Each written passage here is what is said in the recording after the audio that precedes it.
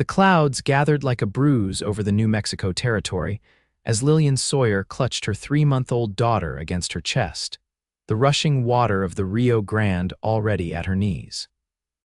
She'd made a terrible mistake thinking she could cross at this ford, but with night falling and riders on her trail, she'd had no choice but to try. It was 1878, and Lillian was 22 years old with nothing but the clothes on her back, a small pouch of coins sewn into her petticoat, and the most precious cargo in the world, her baby girl, Emma. The spring melt had swollen the river beyond recognition, and what locals had described as an easy crossing had become a death trap. "Hold on, Emma," she whispered, her voice breaking as the current pushed harder against her legs. One step, then another, and suddenly the riverbed dropped away beneath her feet. Lillian gasped as the cold water engulfed her, her sodden skirts weighing her down like anchors as the current swept her downstream. She fought with every ounce of strength to keep Emma's face above water, choking as the river filled her mouth. Through water-blurred eyes, she spotted a fallen tree jutting into the river and kicked desperately toward it, her lungs burning for air. "Help!" She screamed when her head broke the surface, but her voice was lost in the roar of the water. Emma's wailing pierced her heart as she struggled to reach the tree limb. Her fingers brushed against rough bark once, twice, before the current pulled them away again. It was then, as hope began to fade, that she heard the thundering of hooves along the riverbank. A tall figure on horseback appeared through the gathering dusk, and without hesitation, the rider spurred his mount into the churning water. Quentin Kane had been tracking a stray from his small herd when he heard the cry. 26 years in the territory had taught him to recognize the sound of desperation, and he'd raced toward it without a second thought.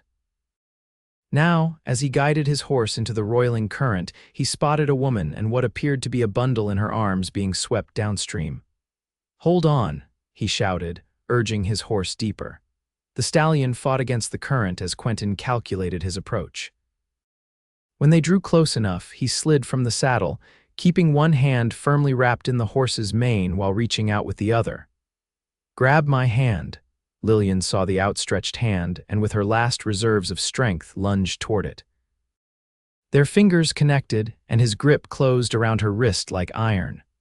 With powerful strokes, he pulled her toward him, taking Emma into the crook of his arm while supporting Lillian with the other. The horse, well-trained and steady, began to move toward shore, fighting the current with each step. As they reached the shallows, Quentin lifted Lillian in his arms, carrying both her and the baby the final steps to dry land. He set her down gently on the grassy bank, where she immediately checked her daughter. Emma was coughing but breathing, her tiny face red with effort. Relief flooded through Lillian as she held her daughter close, rocking her gently. "You're safe now," the cowboy said, his voice deep and steady. Water streamed from his dark hair and the brim of his hat, but his eyes, a startling shade of gray, remained fixed on her with concern. "What in God's name were you doing trying to cross the river at this time of year, madam?" Lillian shivered, partly from cold and partly from the intensity of his gaze. "Running," she answered truthfully, too exhausted for pretense. Quentin nodded, asking no further questions. Instead, he removed his duster and wrapped it around her shoulders. "Night's coming fast and you're both soaked through. My ranch is about 3 miles from here. I can offer you shelter, food, and dry clothes." He paused, then added, "Unless there's somewhere else you'd rather go." Lillian looked back toward the river, then up at the darkening sky. She had nowhere else to go. The men who were after her, her late husband's creditors, would not give up easily, but she couldn't risk Emma's health in the cold night air. "Thank you," she said simply. "We'd be grateful for shelter." Quentin helped her onto his horse, then mounted behind her, one arm securely around her waist as he took the reins with his free hand. Emma, exhausted from her ordeal, had fallen into a fitful sleep against her mother's chest. As they rode in silence, Lillian took in her surroundings. The landscape was beautiful in its harshness, rolling hills dotted with juniper trees, the distant mountains painted purple by the setting sun. It was a far cry from the bustling streets of St. Louis, where she'd lived with her husband until his death 6 months ago. I'm Quentin Kane, the cowboy finally said, breaking the silence. Most folks just call me Quinn. Lillian Sawyer, she replied, and this is Emma. Pleased to meet you, Mrs. Sawyer, though I wish it were under better circumstances. Miss, she corrected automatically. My husband passed away last year. Quinn nodded but didn't press for details, for which Lillian was grateful. The fewer questions asked, the fewer lies she'd have to tell. Daniel Sawyer had indeed died of a gunshot wound after a gambling dispute, but the debts he'd left behind had forced her to flee when his creditors threatened to take Emma as payment. As they crested a small rise, Lillian saw lights glowing in the distance. Quinn's ranch was modest but well-maintained, a main house built of adobe and timber, a barn, corral, and a few outbuildings. As they approached, a dog began barking and a figure emerged onto the porch. "Quinn, that you?" called a woman's voice. "It's me, Martha," he responded. "And I've brought guests who need our help." The woman hurried down the steps as Quinn dismounted and helped Lillian down. Martha was in her 50s with silver-streaked hair and a kind, weathered face. Good heavens, she's soaked to the bone, and a baby too. Martha exclaimed, immediately taking charge. "Come inside, dear. Let's get you both warm and dry." Lillian followed Martha into the house while Quinn took care of his horse. The interior was simple but comfortable, a large main room with a fireplace, rough-hewn furniture softened by handmade quilts, and the warm smell of something delicious simmering in the kitchen. "Martha's my housekeeper," Quinn explained as he entered behind them, shrugging off his wet jacket. "Been with me since I started this place 10 years ago. More like I keep him from living like a wild animal," Martha retorted good-naturedly. "Now, you go change into dry clothes while I take care of these two." Martha led Lillian to a small bedroom and helped her out of her wet garments. She provided a simple cotton nightgown and a warm blanket for Emma, then left to prepare hot tea and food. Alone for a moment, Lillian sank onto the edge of the bed, overcome with emotion. How close they had come to disaster, if Quinn hadn't found them when he did. She couldn't bear to finish the thought. Instead, she focused on Emma, now sleeping peacefully, her tiny chest rising and falling in a steady rhythm. Whatever happened next, she had to keep her daughter safe.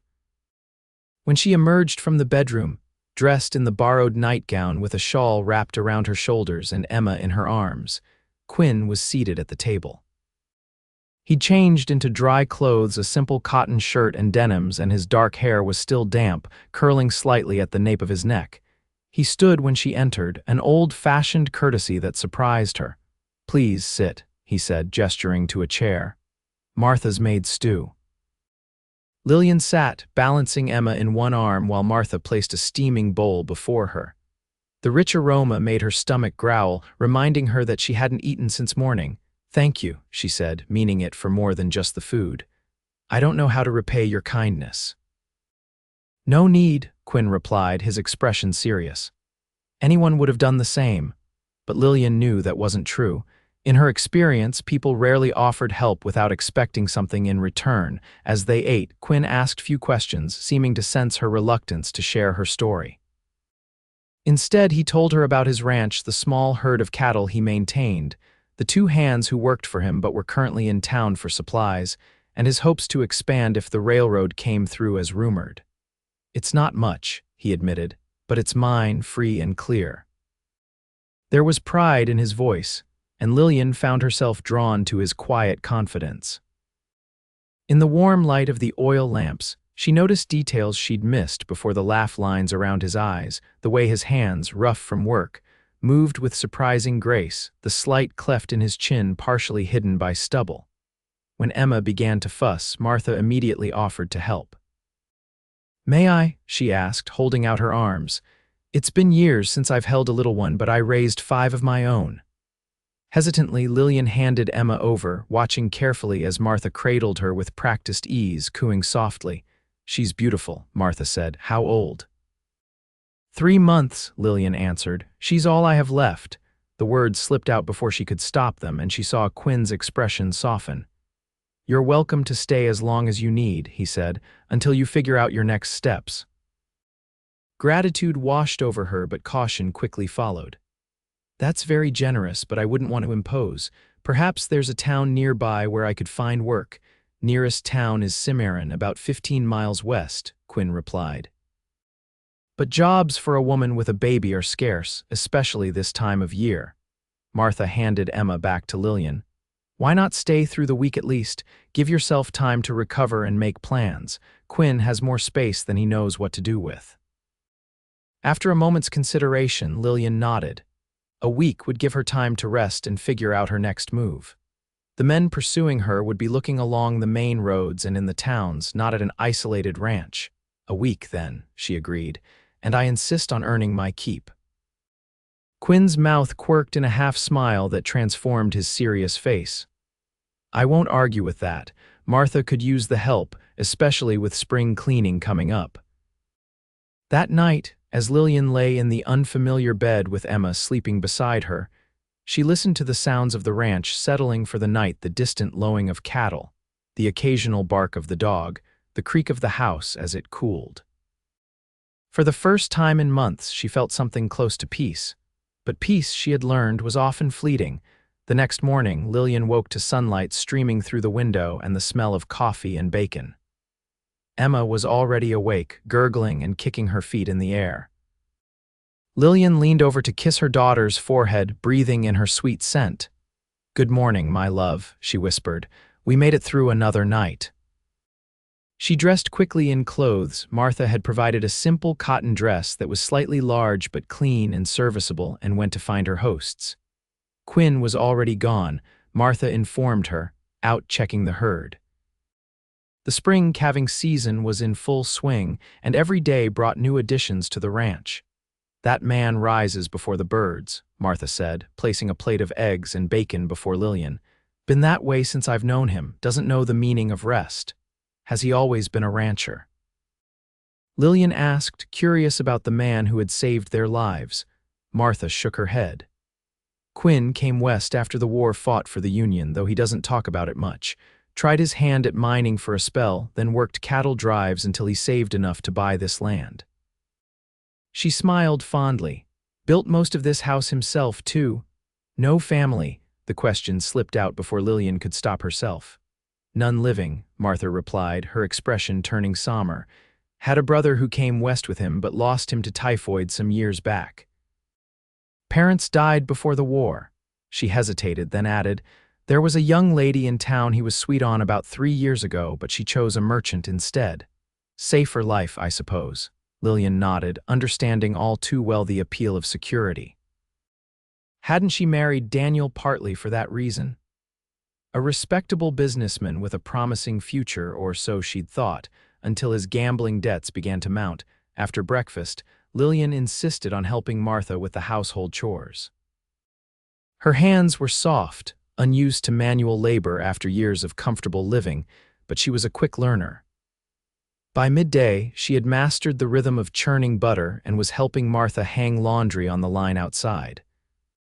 Emma lay on a blanket in the shade, watching the play of sunlight through the leaves above her with fascination. The fresh air seemed to agree with her. Her cheeks were pink, and she kicked her legs energetically. It was while hanging sheets that Lillian spotted Quinn riding in from the east pasture. Even at a distance, she recognized his straight-backed posture and the distinctive gait of his horse. He dismounted by the corral, speaking briefly to a young man, one of the hands who had returned from town, she assumed, before heading toward the house. He paused when he saw her, and even from yards away, she felt the intensity of his gaze. For a moment, neither moved, and something unspoken passed between them, an acknowledgement, perhaps, that in the light of day, the previous night's events seemed almost dreamlike in their intensity. Then Quinn touched the brim of his hat in greeting and continued toward the barn, leading his horse. "That man needs a wife," Martha murmured beside her, making Lillian jump. She hadn't realized the older woman was watching. "I'm sure he'll find someone when he's ready," Lillian replied, focusing on smoothing a wrinkle from the sheet in her hands. Martha made a noncommittal sound. "Maybe. Or maybe he's been waiting for someone to wash up on his shore, so to speak." Before Lillian could respond to this pointed remark, Emma began to fuss, providing a welcome distraction. The days fell into a comfortable pattern. Lillian helped Martha with the cooking and cleaning, mended clothes, and even learned to milk the 2 cows Quinn kept for household use. In return, she and Emma were fed, clothed, and sheltered. Quinn was often gone from dawn until dusk, working with his small crew to manage the spring calving and repair winter damage to fences and outbuildings. When he was present, Quinn was unfailingly polite but reserved. He answered Lillian's questions about ranch life and the territory with patience, occasionally revealing a dry sense of humor that surprised and delighted her. He took his meals quickly, however, and spent evenings on the porch smoking a pipe, seemingly lost in thought. It was on the 4th evening of their stay that this pattern broke. Lillian had put Emma to bed and was sitting by the fire, darning one of Quinn's socks, when he entered from outside. Instead of retreating to his room as usual, he paused, then sat in the chair opposite her. "How are you finding life on the ranch?" he asked, his deep voice breaking the comfortable silence. Lillian looked up from her work, surprised by the question.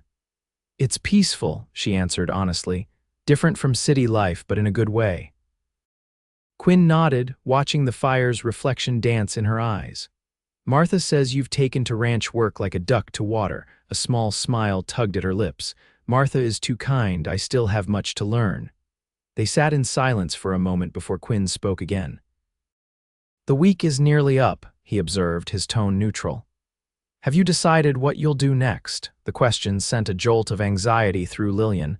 In truth, she had been avoiding thinking about the future, finding unexpected contentment in the present. "I was hoping to reach my cousin in Santa Fe," she said, the lie coming easily after months of practice. "She said there might be work there." Quinn studied her face, and Lillian had the uncomfortable feeling he could see through her fabrication. "Santa Fe's a good town," he said finally. "Growing fast, but it's still a hard journey, especially with a young one."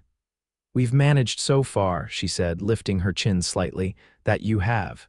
His expression softened. "You're a strong woman, Lillian Sawyer." The use of her name sent an unexpected warmth through her. It was the first time he'd called her anything but Miss Sawyer.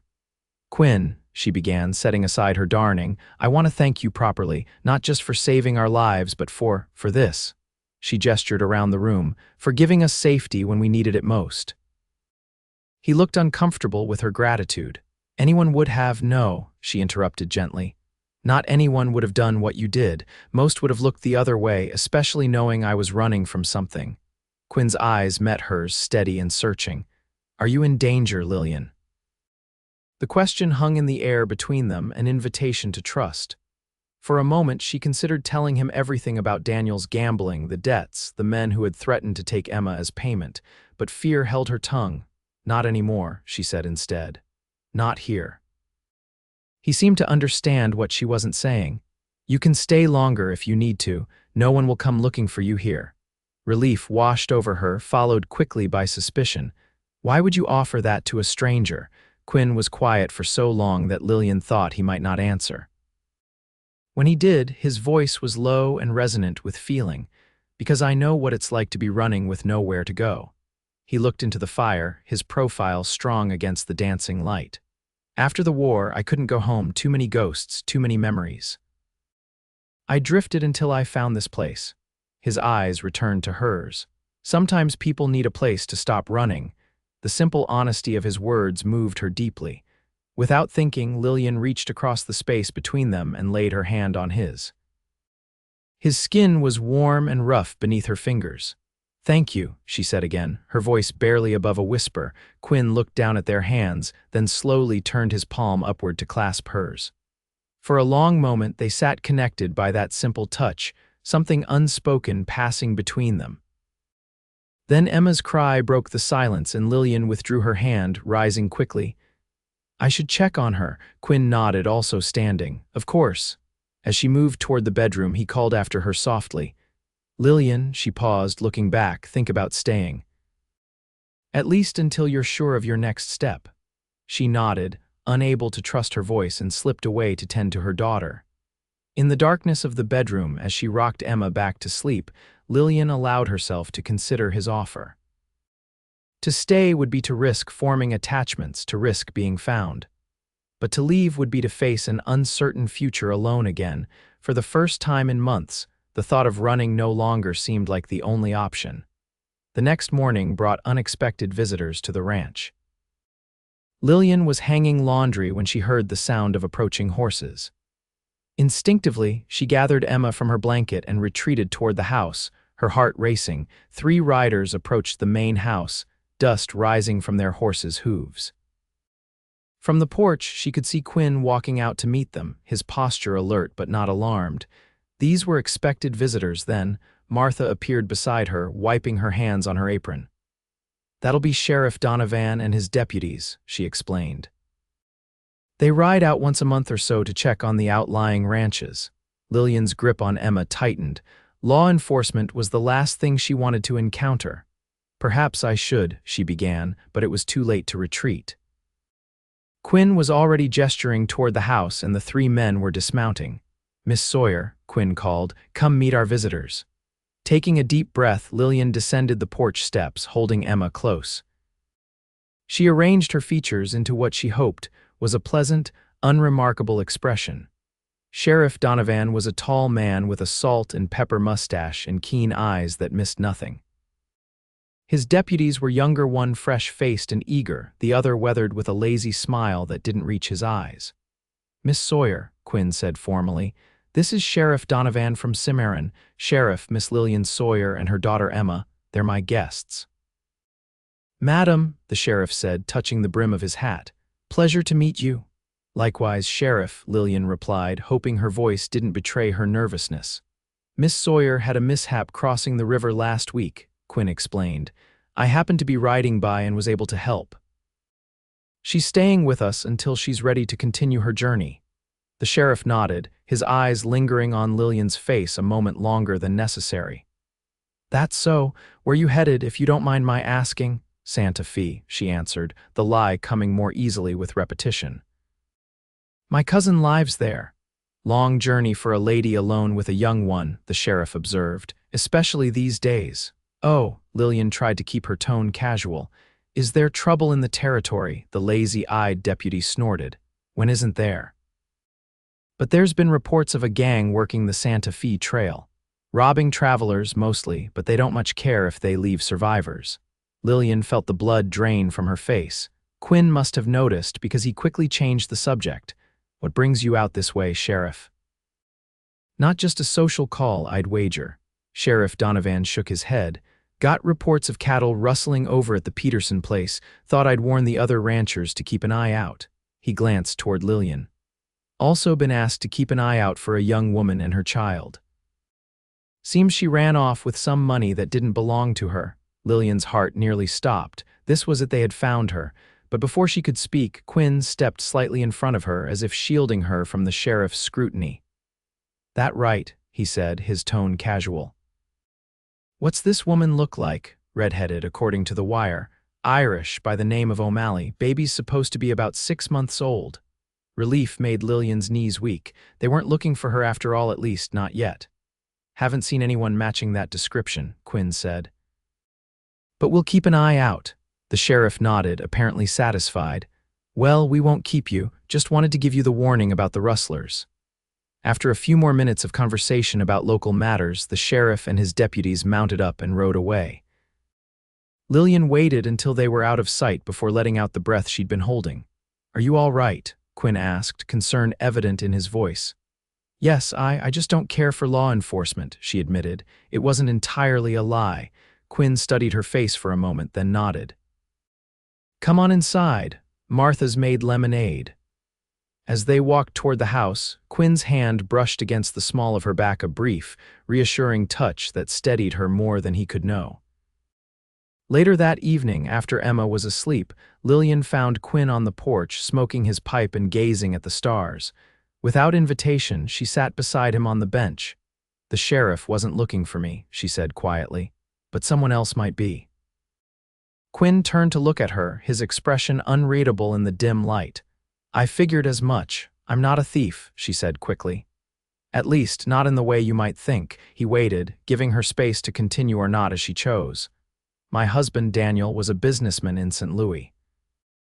Or that's what he called himself. In truth, he was a gambler who used his business as a front. The words came easier now, flowing like water through a broken dam. When he died shot in a dispute over cards, I discovered he had borrowed money from some dangerous men. When they came to collect and found only me and Emma, they said they would take her as payment.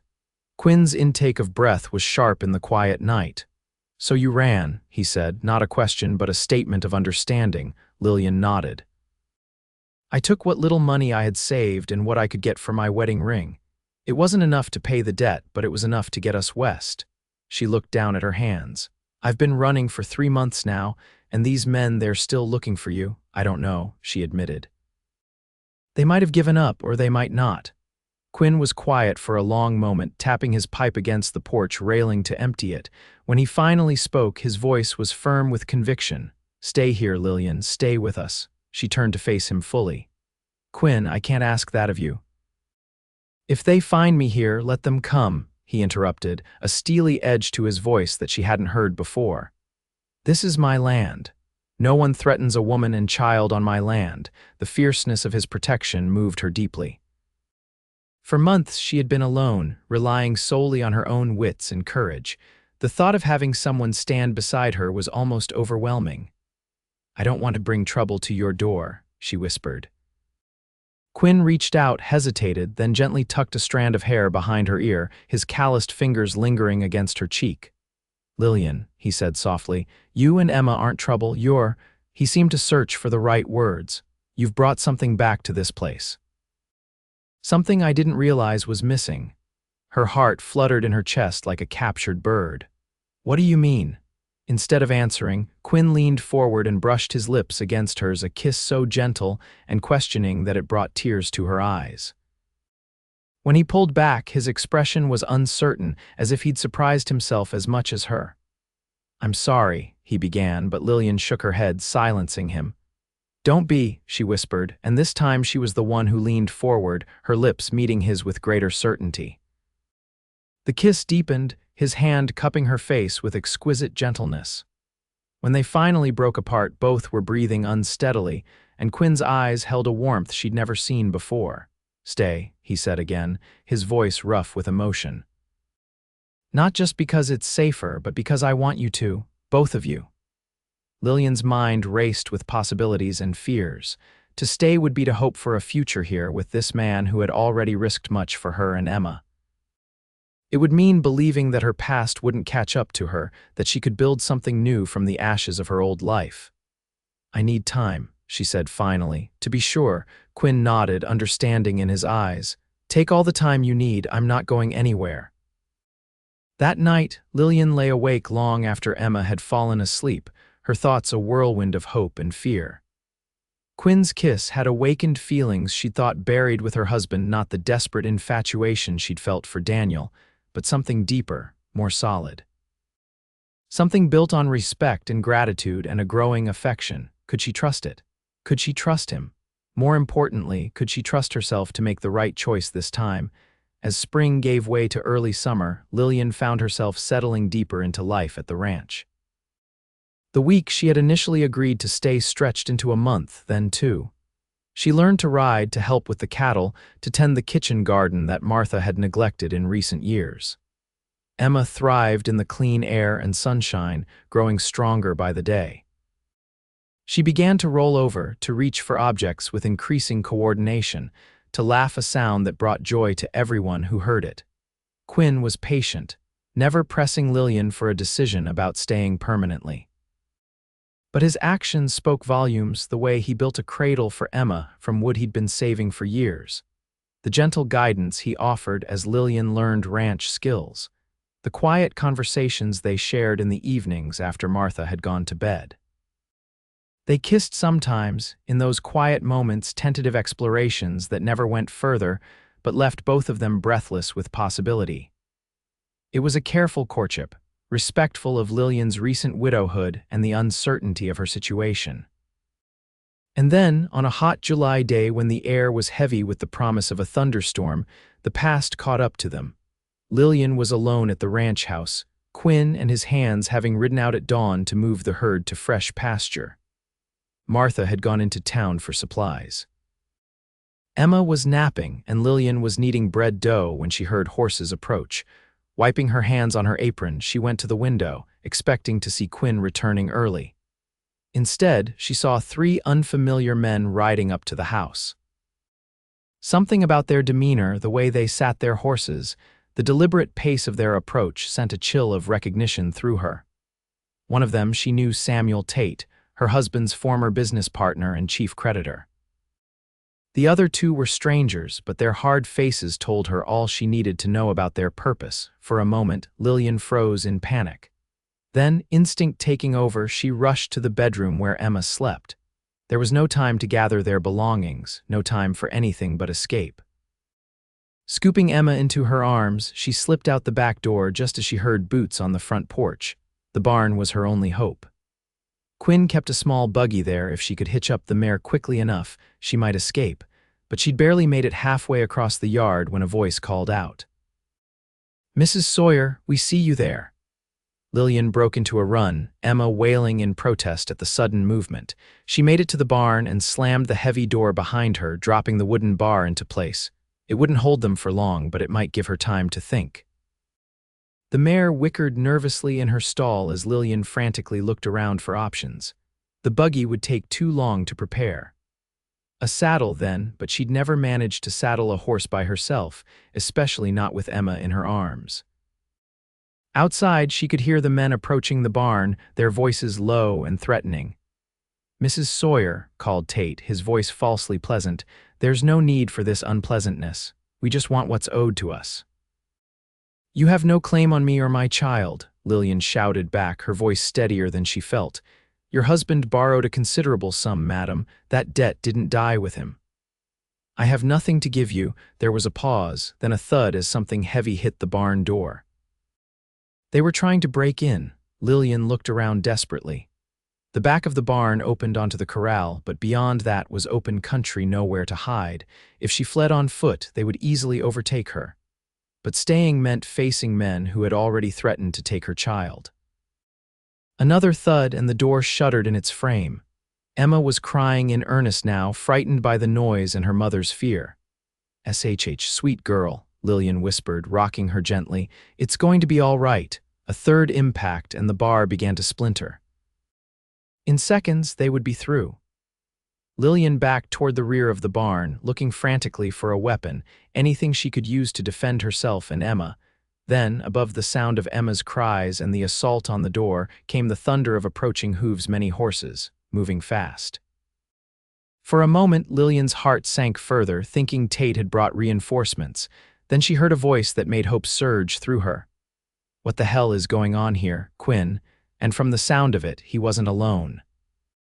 The attack on the door ceased, and Lillian could hear confused voices outside. Cautiously, she moved closer, straining to hear. "This is private business," Tate was saying. "Nothing that concerns you, mister." "This is my ranch," Quinn replied, his voice cold as steel. "That makes it my business." "The woman inside owes us money. We've come to collect. Any debt she owes, I'll settle." Quinn's tone brooked no argument. "Now step away from my barn." There was a tense silence, then Tate's voice again, lower now. "She tell you what she did, how she stole from us and ran?" "I know exactly who she is," Quinn said. "And I know what kind of men threaten women and babies over gambling debts. Now I'll say it one more time, step away." Lillian heard the unmistakable sound of a gun being cocked. "There are 3 of us, Cowboy," one of the other men said. "And only one of you?" "Count again," came another voice, one of Quinn's hands. Lillian realized more sounds of guns being readied.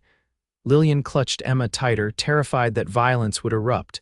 "Even if you kill us," Tate said, his voice tight with anger, "others will come. The woman has a price on her head. Then I suggest you ride back to St. Louis and tell your employers that price has been paid," Quinn replied. "In full." Another tense silence, then the sound of boots shuffling, horses being mounted. "This isn't over," Tate called. "Yes," Quinn answered, "it is." Lillian listened as the horses departed, hoofbeats receding into the distance. Only when they had faded entirely did she hear Quinn's voice again, closer now, just outside the barn door. "Lillian, it's me. they're gone. With trembling hands, she lifted the remnants of the bar and pulled open the door. Quinn stood there, gun still in hand, his face taut with concern. Behind him, his two ranch hands kept watch, rifles ready. "Are you hurt?" he asked, his eyes scanning her quickly, then moving to Emma. Lillian shook her head, unable to speak past the lump in her throat. Relief made her knees weak, and she swayed slightly. Immediately, Quinn was beside her, one arm around her waist, supporting her. "Let's get you both inside," he said gently. Once in the house, with Emma calmed and the hands posted as lookouts, Quinn knelt before Lillian where she sat on the sofa, his hands holding hers. "I should never have left you alone," he said, his voice rough with self-recrimination. "If anything had happened to you or Emma." "How did you know to come back?" she asked. Martha ran into Sheriff Donovan in town. He mentioned seeing 3 strangers asking about a woman with a baby staying at a ranch east of town. Quinn's grip on her hands tightened. "I knew immediately who they were looking for." Lillian closed her eyes, overwhelmed by how close they had come to disaster. "They'll come back," she whispered, "or send others." "No," Quinn said with quiet certainty. "They won't." She opened her eyes, questioning. "I've sent a telegram to a friend in St. Louis, a lawyer I knew before the war. He'll make it clear to Tate and his associates that pursuing you would be more costly than whatever they think you owe them." His mouth set in a grim line. "And if that doesn't convince them, they should know that every rancher in this territory stands together against threats to our own. Our own." Lillian repeated, her heart beating faster. Quinn's expression softened, vulnerability replacing determination in his eyes. "If you want to be," he said quietly.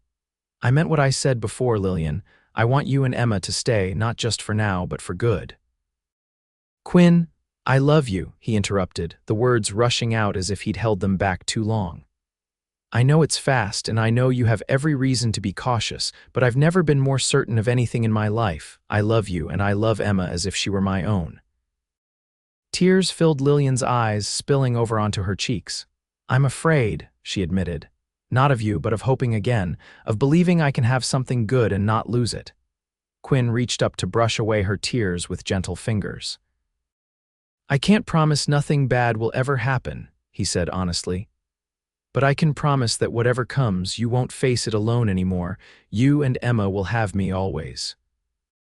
In that moment, looking into his earnest gray eyes, Lillian felt something shift inside her, a wall crumbling, a door opening to possibility. "I love you too," she whispered, the words both frightening and freeing. "I think I have for weeks now." The smile that broke across Quinn's face was like sunrise after the darkest night. He pulled her into his arms, holding her as if she were the most precious thing in the world. When they kissed, it was with the certainty of people who had found their way home after a long journey. 3 months later, on a crisp October day with the aspen trees turning gold on the hillsides, Lillian Sawyer became Lillian Kane in a simple ceremony at the ranch. Emma, now 8 months old and trying to crawl, watched from Martha's arms as Quinn and Lillian exchanged vows before the circuit preacher and a small gathering of neighbors and friends. Sheriff Donovan was there too, his presence a sign that Lillian's past was truly behind her. Quinn's lawyer friend in St. Louis had made good on his promise. The debts had been settled, for far less than Tate had claimed, and legal papers had been filed ensuring that no one could make further claims against Lillian or Emma. As Quinn slipped a simple gold band onto her finger, Lillian thought back to that day by the river when she had been certain her life was ending. Instead, it had been just beginning. "You're safe now," Quinn had said then, not knowing how those simple words would come to define all that followed. And she was safe not just from the river or from those who had pursued her, but in the deeper sense of having found where she belonged. With Quinn, with Emma, on this land that had become home, years passed and the Kane Ranch prospered. Emma grew into a spirited young girl with her mother's determination and her adoptive father's quiet strength. She was joined by 2 brothers, Nathaniel, born a year after the wedding, and James, 2 years later. Quinn built a larger house as the family grew, but kept the original structure standing, a reminder, he said, of where their story had begun. Lillian planted gardens, raised children, and became known throughout the territory for her kindness and courage. Sometimes, on summer evenings when the work was done and the children were playing in the yard, Quinn and Lillian would sit together on the porch, watching the sun set over the land they loved. His hand would find hers, their fingers intertwining in a gesture as familiar as breath. Any regrets? He would sometimes ask, and Lillian would smile, thinking of the river, the cold water, the moment when hope had nearly been lost and then found again in the arms of a cowboy who had happened to be riding by. "Not one," she would answer. "Not a single one."